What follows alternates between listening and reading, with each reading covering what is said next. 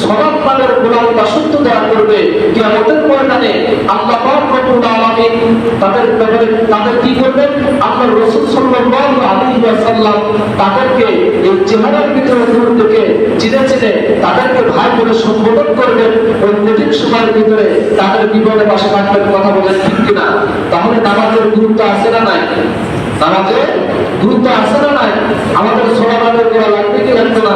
যারা সর্বদা আল্লাহর ইবাদত বন্দেগীর ভিতরে নিজেকে নিমজ্জিত করে রাখে, সলাতের ভিতরে নিজেকে নিমজ্জিত করে রাখে, আল্লাহর কাছে সবচেয়ে প্রিয় বান্দা হিসাবে ওই বান্দা বিবেচিত হয়। সবাই বলে সুবহানাল্লাহ।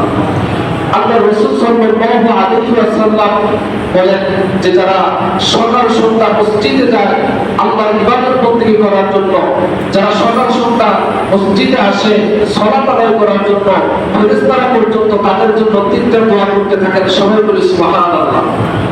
তাহলে নামাজি বান্দাদের দাম কিরকম? নামাজি বান্দাদের মর্যাদা কিরকম?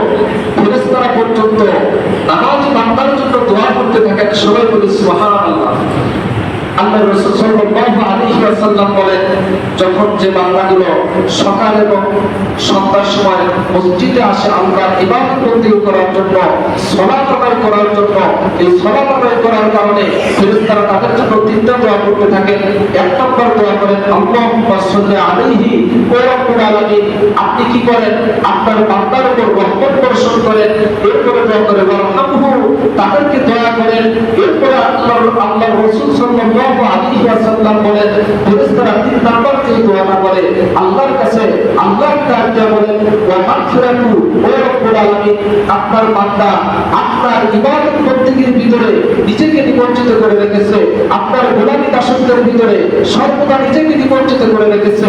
ওয়া রাব্বুল আলামিন, আপনার বান্দার তো পৃথিবীর কোনো মানুষের কোনো কিছুর মায়া করে আপনার কুদরতি কদমের ভিতরে সেজদায় অবনত হয় না, একমাত্র আপনাকে রাজি খুশি করার জন্য কি করে? সেজদায় অবনত হয়ে আপনার শুকরিয়া আদায় করে। ওয়া রাব্বুল আলামিন, আপনার বান্দাকে আপনি কি করেন? ওয়া মাগফিরাতু, তাদেরকে ক্ষমা করে দেন। আল্লাহ পাক রব্বুল আলামিন বলেন, যখন ফেরেশতারা এই দোয়াগুলো আমার কাছে করতে থাকে, এই নামাজ বান্দার ব্যাপারে যখন ফেরেশতারা আমার কাছে দোয়া করতে থাকে, আমি রব্বুল আলামিন তখন ওই বান্দাগুলোকে মাফ করে দেই। সবাই বলে সুবহানাল্লাহ। যারা আল্লাহর ইবাদত বন্দেগী করে